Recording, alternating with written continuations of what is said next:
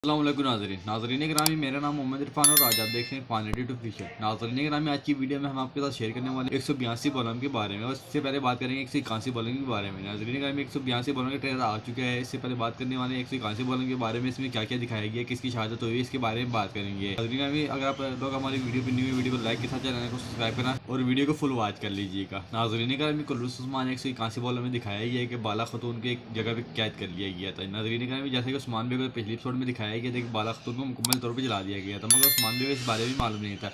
उसके बाद उस्मान साहब को जैसे खबर पहुंची, उस्मान साहब कबीले जली हुई लाश को कबीले के अंदर ले जाते हैं। उसके फौरन बाद हमें देखने को मिलता है कि उस्मान साहब इसको दफनाने का हुक्म भी देते हैं, यानी पहले तो नहीं देते, उसके बाद दफनाने का हुक्म भी दे देते हैं।